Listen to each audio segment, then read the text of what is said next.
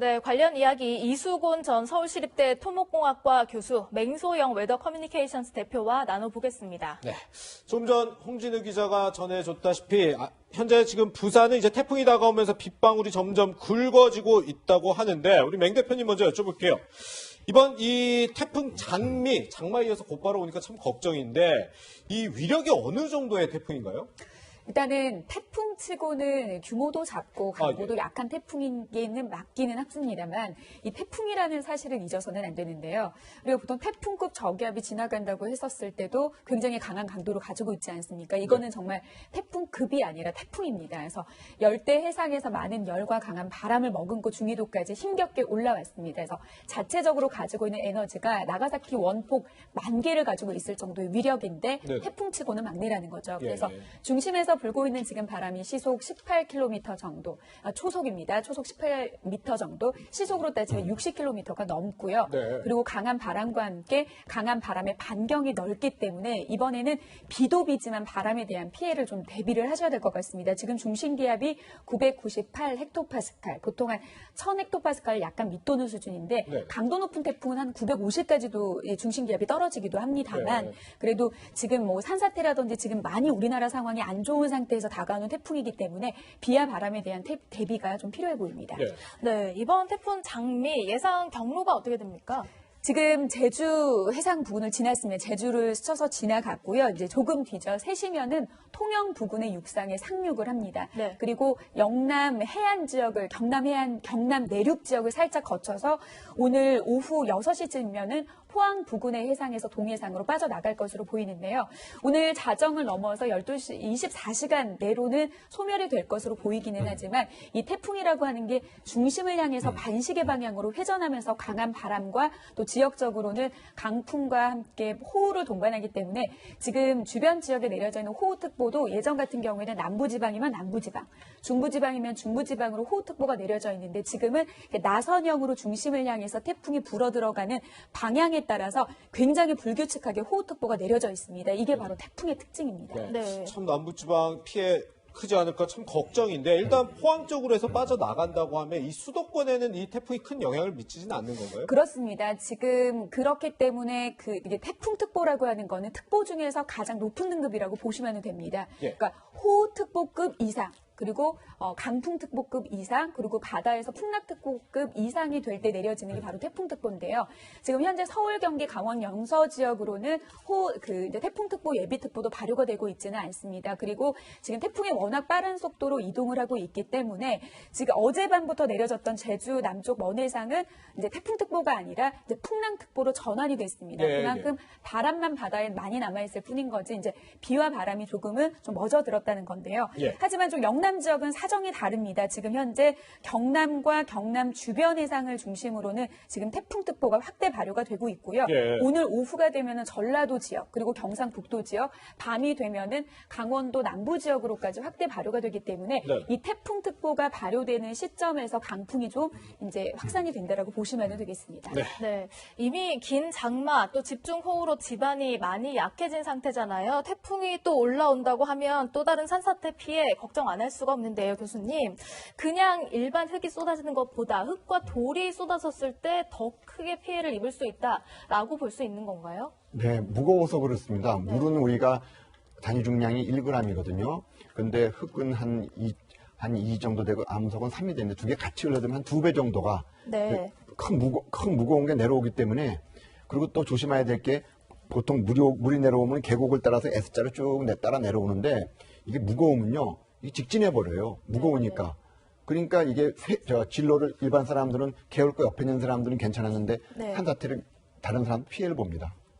예. 그렇군요. 그러니까 이번 집중호우 기간에 인명피해도 뭐 적지 않았는데 이 인명피해 대부분이 산사태로 인한 것이라고 하더라고요. 전문가로서 이 상황 어떻게 보고 계신가요? 산사태 저희가 뭐 징후로서 물 흐르는 걸 보고 뭐 소리 듣고 얘기를 하는데 어렵습니다 거의요. 네. 그러니까 우리가 우면산도 레미안 아파트 2011년도 보면은 한 800m 내려오는 게 50초 걸리거든요. 예, 예. 그러니까 피할 수가 또 첫 번에 시작할 때는 소리 들리지도 않습니다. 네. 그래서 이거는 제가 보기에는 사전에 어떤 산사태 피해 대비책을 만드는 게 중요하지. 네. 그거 뭐 징후하고 뭐 도망가겠다고 피하겠다고 그게 피할 수가 없습니다. 네. 네. 지금 직접 뭐 산사태 현장도 많이 다녀보시고 네. 하셨는데 방금 말씀하신 9년 전 2011년 우면산 사태 이후로 달라진 게 없다 이렇게 좀 속상함을 토로하셨던데요. 네네. 그게 없습니다. 사실은 요번에 저희가 지금 요번에 사망자 30명 지금까지 8월 초부터 30명 중에서 산사태로서 18명 사망했는데 네. 그 중에서 제가 12명대 가는 걸 봤습니다. 현장을 4군데 다 봤는데 예, 중요한 예. 것들을요. 똑같습니다. 예년하고 우면산 때하고 아주 똑같고요. 그리고 지금까지 매년 발생하는데 저희가 우면산 때를 기억하는 게 제일 중요한데요. 그리고 똑같거든요. 우면산에도 한 달 동안 6월부터 7월까지가 발생해가지고 네. 전국적으로 10군데가 발생해서 산사태로 54명이 사망하고 200명이 부상을 당했어요. 네네. 근데 그 인명피해가 이런 난데 10군데를 다녀보니까 8군데는 산에서 시작점들이 거의 사람이 건드린대요. 근데 사람들이 지금 밑에만 이렇게 많이 보이는데 그 산사태 시작점이 어딘가 중요합니다. 왜냐하면 시작하지 않았으면 내려오지 않거든요. 예, 예. 내려오면서 뚜글뚜글 눈덩이처럼 굴러 내려오니까 큰 거지 예. 시작을 안 시키면 됩니다. 근데 우리가 지금 이해할 게 산에는 산사태가 나는 건 당연합니다. 네. 비가 많이 오면 많이 나고 안 나오면 안 오는 거거든요. 네, 네. 근데 안정된 산은 우리가 자꾸만 산을 만들고 자꾸 밑에 건드리잖아요. 예, 예. 그러면 얘는 화를 내게 하는 겁니다. 예. 산사태를 야기시키죠. 네, 네. 그래서 사람이 건드린 데는 공사를 배수로 제대로 안 하고 하면 거기서 산사태 시작점 되는 거가 많거든요. 네, 네. 근데 그거를 우리가 산에서 어떤 공사를 하는지를 봐가지고 밑에서 준비해야 되는데 산 위에는 뭐 산림청이 하고 중턱부는 국토관리청이 하고 밑에는 행안부가 합니다. 아, 다 다르군요. 네, 그 서로가 모릅니다. 요번에 네. 곡성도 그런데요. 곡성도 5명이 사망했는데 밑에서 그 도로를 중턱을 만드는데 네. 밑에 그게 무너지면은 산사태 마을이 있다는 거를 설계 단계에서부터 충분히 좀 고려가 못한 느낌이 있어요. 왜냐하면 네. 거기 계곡에다가 흙을 쌓아놨는데요. 큰 계곡에 물이 흐르는 데거든요. 네. 그 물 처리 잘못하면은 흙이 다 무너집니다. 네. 차라리 교각을 해가지고 콘크리트로 하면은 흘러내릴 게 없거든요. 네. 근데 돈이 좀 비쌉니다. 예. 그러니까 아마 그 감사 같은 데서 왜 비싸게 했느냐 그렇게 지적당할까봐 그러는 건데 즉 산대에서 도로를 만들더라도 예, 예. 밑에 산사태 위험적이 있으면 그걸 또 다른 좀 안전측으로 해야 되거든요. 비싸더라도. 네, 네. 근데 그게 지금 따로 부처 간에 따로따로 하니까 이게 좀 서로가 대응을 마을 사람도 아무것도 몰랐을 겁니다. 예. 네. 그 교수님 말씀하시기로 산사태 피해 장소 공통점이 있다면 좀 사람이 건드린 흔적이 있다 이렇게 설명을 해 주신 건데 그렇다면 최근에 이런 지적이 많더라고요. 산사태 발생 원인 중 하나로 이제 현 정부 들어서 굉장히 많아진 이 태양광 사업과도 좀 연관이 있지 않냐 이렇게 지적도 하던데요. 근데 아까도 말했듯이 산에다가요 건드리더라도 산사태 요인이 많아집니다. 네. 태양광도 당연한 겁니다. 산이 가만히 있는데 자꾸만 건드리면은 이게 왜냐면 태양광 할 때 그냥 하는 것이 아니라 나무를 빌려면 포크레인이 들어가야 되거든요. 네, 네. 포크레인 들어가면 흙을 다 헤집어 버려요. 그렇죠. 그리고 또 나무가 있으면은 물을 머금고 산사태 안 나는데 그게 좀 없으니까 또 금방 쓸려 내려오고요. 예. 그래서 요번에도 보니까 경상도 쪽에서 논밭 피해 같은 거 네. 이게 침식이 많아질 수밖에 없어요. 그리고 태양광은 그게 산업자원부에서 정책적으로 저 비용을 경제를 얻으려고 하는 거지 뭐 산사태 피해 대책은 2-3번째 문제거든요. 네. 그 목적이 경제성이기 때문에 아무래도 소홀히 되고 네, 네. 또 그거를 다 이렇게 태양광을 하더라도 태양광은 있지만 밑에는 완전히 파헤쳐진 거거든요. 네, 네. 거기서 이제 침식이 많이 내려옵니다. 그래서 네. 뭐 하나로 우리가 얻으려면은 하나로 손해볼 수밖에 없죠. 그 각오해야 되는데 그 각오를 아마 지금 또 산자부 같은 데서는 산사 전문 부서가 아니거든요. 그러니까 아무래도 전문성이 떨어지니까 그게 좀 부족한 건 있어요. 그리고 제대로 할 수는 있는데 우리가 고속도로 같은 국도처럼 거기 시설할 수 없지 않습니까? 경제성이 안 맞거든요. 그러니까 어쩔 수 없이 산사태는 장기적으로 발생하리라고 봅니다. 예. 네. 지난 주말까지 집중호우가 쏟아졌던 전남, 남해안 일대 정말 피해가 컸는데요. 특히 섬진강이 범람하면서 인근 주민들이 많은 피해를 입었습니다. 주민들의 속상한 목소리가 준비되어 있습니다. 지금도 못 들어간다니까. 여기도 한다니까 지금도 우리. 근데 우리 엄마는 지금까지 다 잡았어. 너무 엉망인 거. 마음만 아프겠어요. 눈물이 나서 들어오지를 못했는데 내가 우리 돈도 지금 다 잠겨가고 어떻게 살아야 될지를 모르겠네요. 마음만 막 바쁘지 물도 안 나오지 어떻게 할 수가 없어요 지금. 오후 1시부터 이제 저 뚜이 터지면서 이제 우리 쪽으로 쏠린 거죠. 그러면서 침수가 되기 시작했는 거죠. 2시, 3시부터 이제 차오르기 시작하죠. 우리 집 창틀이 절반이 잠겼더라고. 그러니까 이 벌판이 싹 잠겨버린 거예요. 황토가 돼버리죠, 황토가. 천장 거의 탔어요. 막막합니다. 난장판입니다, 그야말로. 냉장고 자빠져 있고, 장롱도 넘어져 있고 뭐 쓰레기장이요, 완전 쓰레기장. 섬진강 범람하고 뚝이 무너졌다. 대체 비가 어느 정도 온 거예요? 일단 오늘 하루 동안에도 100mm가 넘게 비가 내렸고요. 네. 전남 구례는 288.5mm의 비가 300mm 가까운 비가 추가적으로 더 내렸다는 겁니다. 네. 그리고 전남 보성에는 210mm, 경남 하동 440.5mm 정말 네. 엄청난 어떻게 보면은 여름철에 거의 한 철에 내려야 되는 비에 준하는 수준의 비가 불과 며칠 사이에 내렸기 때문에 그러네요. 정말 네. 감당하기 힘든 시설들이 많은 거죠. 경남 의령도 179.5mm, 경남 산청. 보시는 것처럼 굉장히 지역적인 격차가 크다라는 게 이번 여름비의 특징이라고 보실 수가 있겠습니다. 네. 네. 어쨌든 엄청나게 많은 물폭탄이 쏟아진 건데 다시 좀 태풍 얘기를 하면 이 태풍 장미로 인해서 이 지역에 더 많은 비가 내리지 않을까 참 우려할 수밖에 없는데요. 일단 이제 강수량의 총량으로 봤을 때는 그동안은 정말 상상할 수 없는 500mm의 비가 더 내립니다. 뭐 이런 수준까지는 아니기는 하지만 예. 일단은 뭐 오늘 그동안 내일까지죠. 충청 남부 지역에 50에서 150mm. 참고로 오늘은 좀 충청과 남부 지방을 중심으로 많은 비가 집중이 될 예정입니다. 물론 강풍도 초속 25m 이상의 강풍의 바람이 또 동반이 될 거고요. 내일도 전국이 흐리고 비가 오겠지만 내일은 좀 오후에 충청과 경북 지역에는 비가 그칠 것으로 보입니다. 하지만 내일까지 충청과 전북 지역 많은 곳은 250mm 이상의 비가 내리겠고요. 그 밖의 지역으로도 30에서 80mm, 또 많은 강원 남부 지역은 120mm 이상의 비가 내리겠습니다. 그리고 바람의 피해도 만만치가 않습니다. 보통 우리가 초속 10m의 바람만을 불더라도 사람이 우산을 쓰고 걸을 때 우산이 부러질 정도거든요. 아, 그렇군요. 그러니까 약한 태풍이라고 하지만 태풍 중에서 약하다는 거지 중심에서의 바람이 한 18m 정도라고 하면 우리가 보통 한 15m만 돼도 간판이 무너집니다. 좀 고정되어 있지 않은 간판이 무너지고 초속 20m만 돼도 사람이 온전히 걸어가기가 좀 힘듭니다. 이렇게 웅크리고 걸어도 힘들 정도, 그러니까 예. 거의 숨쉬기도 힘들 정도인 거죠. 예. 이 정도의 바람의 반경이 전남과 경북 지역까지 이제 앞으로 폭넓게 분포된다는 점 감안하시기 바랍니다. 네. 네. 이렇게 지금 올여름 처음으로 한반도에 직접 영향을 미치는 태풍 장미가 이렇게 우리 남부지방을 좀 이렇게 상륙을 할 텐데 이 장미가 지나간 뒤에 또 태풍에 대해서는 또 추가로 대비가 필요하지 않을까요? 그렇죠. 저는 좀 걱정스러운 게 지금 이제 장맛비의 끝도 보이거든요. 예. 그리고 이제 금요일까지 강원 영서와 서울 경기 지역에 비가 남아있기는 하지만 기존의 그 강력한 비의 수준 정도까지는 좀 아닐 거라고 보는데요. 이번에 비가 끝나고 나면 우리가 또 비에 대한 경각심이 떨어질 수도 있습니다. 그런데 예. 기억하셔야 될 게 이맘때 전체적으로 발생한 태풍의 개수가 13개 정도 되는데 이제 고작 5번째거든요. 아, 예. 그러니까 이후에 폭염이 지나고 나면 앞으로 9월과 10월, 지난해 기억하실런지 모르겠지만 우리나라에 막강한 영향을 입혔던 태풍이 대부분 9월, 10월. 왜냐하면 북태평양 고기압이 다시 수축하는 과정에서 우리나라의 통로로 길을 열어주는 아, 거거든요. 여름 지나서 왔었군요. 그래서 이번 비가 그치고 폭염이 이어질 때는 폭염에 대한 어떤 이제 대비도 굉장히 필요하지만 네. 앞으로는 단순히 예보의 정확도를 따지는 것이 아니라 지금 우리나라 같은 경우에는 공공데이터 개방이 거의 세계 IT 강국 못지않게 세계 최고 수준급입니다. 예, 예. 그리고 또 기상청에서 퇴직한 예보관님들도 한국기상전문인협회라는 그곳을 통해서 굉장히 탄탄하게 전문 인력들이 있는 상태인데 이제는 향후에는 좀 기상청과 지역 기상청에 의존하지 않고 이렇게 다양한 오랜 기간 동안의 예보 경험을 가지고 계신 예보관님들이 좀 지역의 유관기관과 긴밀한 협력 그리고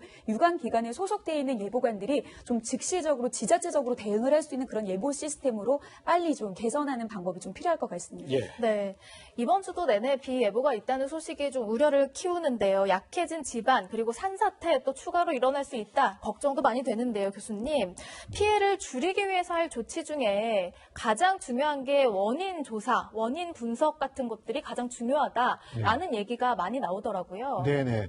저희가 사실은 그 아까 9년 전에 2011년도 오면은 사태 때 그때 한 달 동안 54명이 사망했는데 네. 그 10군데 가보니까 8군데가 지금 사람이 건드린 데거든요.